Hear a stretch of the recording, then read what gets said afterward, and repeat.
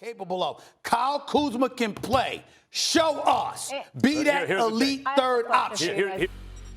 Kyle Kuzma is an NBA player that's seen a lot. He's been around for the low period for the Lakers, but also their championship in 2020 and now their current run of success this season. He's also become a little bit of a celebrity off the court for his dating life. In this video, we'll take a look at where he is now and how he's stayed on the Lakers all this time. But first, make sure to subscribe to our channel, leave a like, and click the notification bell so you don't miss a single upload. Humble beginnings. First, let's take a look at who Kyle Kuzma is. Unlike some of the stars in the NBA that were projected as big-time players from the time they were in high school, Kuzma has had a harder path to getting to where he is today. That path started out in the Flint area of Michigan, one of the tougher parts of the state, and not the best environment for someone with aspirations of getting into the NBA. Kyle was born to Carrie Kuzma, a former athlete herself who was a shot put champion in high school, but he would only meet his biological father one time when he was an infant. Instead, he would grow up looking up to the father of his half-siblings as the father figure in his life, and this family of his would play a role in him getting into basketball when they put a toy rim up in the living room when he was 2 years old. Kuzma was hooked on the game ever since, and despite describing Flint as a violent place where it's easy to fall into the street life, the young player would instead focus on playing basketball and excelled as a high school player. He called basketball a safe haven of his, and he ended up with a number of offers to play for good D1 schools. Connecticut, Iowa State, Tennessee, and Missouri were among those that gave him scholarship offers, but it was the University of Utah that sold Kuzma on their program and earned his commitment. Utah isn't the most successful or popular team out there, certainly not when compared against schools like UConn, who would win the title in 2014, the same year that Kuzma joined Utah as a freshman, or like Iowa State, who would appear in the tournament in 2014, 15, 16, and 17. They'd also take home back-to-back conference tournament championships in 2014 and 2015, and would win another one after a one-year break in 2017. But like we've seen with some of the other players who have made it to the NBA from less notable schools, being on the best team isn't always better. For a player like Kuzma that isn't a superstar, sometimes it's better to be a big fish in a small pond instead of the other way around. He'd remain at Utah for 3 seasons but redshirted in his first year due to arriving late. By the time he was ready to head to the NBA, he had a stat line of 16.4 points and 9.3 rebounds per game. That was good enough to get him noticed and placed on the first team All-Pac-12 and brought the attention of the NBA as well. The Los Angeles Lakers, with other more proven prospects or ones with higher upsides being selected in the draft's earlier picks, it would take some time for Kuzma to come off the board. When he was finally selected, he would have the luck of getting picked by the most storied franchise in the league, the Los Angeles Lakers. However, all wasn't good and well with the Lakers at the time. The Lakers were still stuck in a phase of eternal rebuilding at that point, and the end wasn't in sight. Mitch Kupchak had just been fired from the front office before Kuzma was drafted, but the Lakers hadn't yet acquired LeBron James, and at this point bringing in a big-name player like LeBron would still be a long shot for LA. They drafted Lonzo Ball as their top pick, and Kuzma was an addition that flew more under the radar compared to the drama that Lonzo Ball and his father following their arrival in Los Angeles. Luke Walton would be the head coach at the time and looked like the most talented option on the market. After all, he had coached the Golden State Warriors during their most dominant period when Steve Kerr was absent from the team, and the Warriors hardly saw a drop in performance while he was acting as their head coach. Ultimately, though, Walton wouldn't be a successful head coach with the Lakers. It's debatable whether Walton is even a successful head coach in general. After leaving Los Angeles, he would end up in Sacramento, where he is currently one of the most likely head coaches to lose his job. But even if the Walton era didn't last forever in Los Angeles, it gave Kuzma a chance to shine after the Lakers took a leap of faith and drafted him in the first round. This was a young team that Kuzma was joining, with a trendy head coach and a flashy draft pick like Lonzo Ball acting as one of the headline players. And they still had other young talent at that point. Jordan Clarkson and Brandon Ingram. Youth was part of the Lakers' identity at the time, and Kuzma played right into that idea as a rookie who would stand out more than anyone expected and end up on the all-rookie first team during his first season in the league. The Lakers wanted to show that they were a team that was a good landing spot for a big-name free agent that could help them turn their fates around in a couple of seasons. A big-name free agent like like LeBron James, whom the Lakers would end up signing. Kuzma's performance in his rookie season helped in that effort to show that the Lakers were a good landing spot with a talented roster and not just a floundering franchise that would eternally be stuck selecting in the lottery due to their own bad decisions in the front office and the coaching departments. He averaged 16.1 points a game with 6.3 rebounds per game during his rookie season while playing in 77 games and being on the court quite a lot in terms of minutes played during this time. Despite only being the actual starter for 37 of those games, his minutes definitely gave him enough time to get noticed as a useful part of the team. When the Lakers made their pitch that they were a good young team and they could get better with the addition of a big-name free agent like perhaps LeBron James, they weren't just advertising that they were a good young team because of players like Lonzo Ball and Brandon Ingram and Jordan Clarkson. No, Clarkson would end up being traded to the Cavs along with another young talent, Larry Nance Jr. Ingram and Ball ended up being part of a trade that brought Anthony Davis to LA as the Lakers paid a steep price but ultimately did well in the end as a title-winning team after adding Davis. Kuzma was the one on that team that the Lakers could point to as a member of the 2018 All-Rookie team and say that they did indeed have young talent. At the end of the day, he was the last one standing when it came to many of the other young talented players on this team, such as Lonzo Ball and Brandon Ingram, who both ended up being sent away in favor of cashing in and bringing in veteran talent to win now. In the case of Ball and Ingram, that was Anthony Davis, the player that likely put the Lakers over the top in the talent department and let them win a title. During that championship run where the Lakers took home another title and asserted themselves once again as the top franchise in the NBA, Kuzma would play less than he did the previous couple of years when they were still trying to get back to the top. He only started 9 games, a far cry from the 68 starts the season prior. His minutes per game were reduced to 25 compared to a career-high 33 minutes per game in his second season, and his statistics would fall accordingly as he contributed less in the scoring department owing to the smaller role in the team. That brings us back to the current season, where the Lakers are once again a contender and may win back-to-back titles, and where Kuzma hasn't been traded like some of the other players the Lakers acquired around the same time have. What's the difference that's kept him on the team while they decided that others just weren't worth it and should be moved for veteran talent? Well, that has to do partly with the team's current situation. Present day, Kuzma is one piece in the puzzle right now in the Lakers team that is challenging for the Western Conference and the league title as a whole right now. But like any championship team, they'll need depth if they want to pull that off. This especially applies this season when the Lakers have had a short offseason since their victory over the Miami Heat and when they have all the pressures of winning another title as a championship team. Winning the first title is hard. Getting back into the mindset of playing like a championship team and going through all the grinding and hustle once again to win a second title in a row is even harder. Just look at how few dynasties there are, such as the Lakers from the early 2000s or the New England Patriots of the NFL. You can't just rely on the big-name stars such as Anthony Davis and LeBron James, who need to rest themselves instead of stepping fully on the gas in each and every game without relenting. You also need players like Kyle Kuzma, who this season has already started more games than he did the previous year. Kuzma is already around the mark of 10 starts compared to the 9 from last season, and while his statistics haven't seen a jump up yet since last year, and his minutes per game have only increased slightly, that doesn't mean his role with the team is unsafe. Kuzma appears to have found his niche as a role player within the overarching Lakers team, and when trying to win a title, that's more valuable than it seems. Every title-winning team has its star players. Steph Curry and Kevin Durant headline title-winning teams of the Warriors, and LeBron and Anthony Davis did the same thing in the most recent Lakers title. When the Raptors had their surprise run to the title, it was Kawhi Leonard that stood out the most, but the players around them are just as important too. Because like we've seen with the Warriors, who have Curry but not Klay Thompson or Durant, you can't just win with just one star, even a dominant star. And for the Lakers, Kuzma has avoided the fate of others such as Lonzo Ball, Brandon Ingram, and Jordan Clarkson by making himself into a useful role player and taking up a spot that isn't quite in the limelight despite the glitz and glam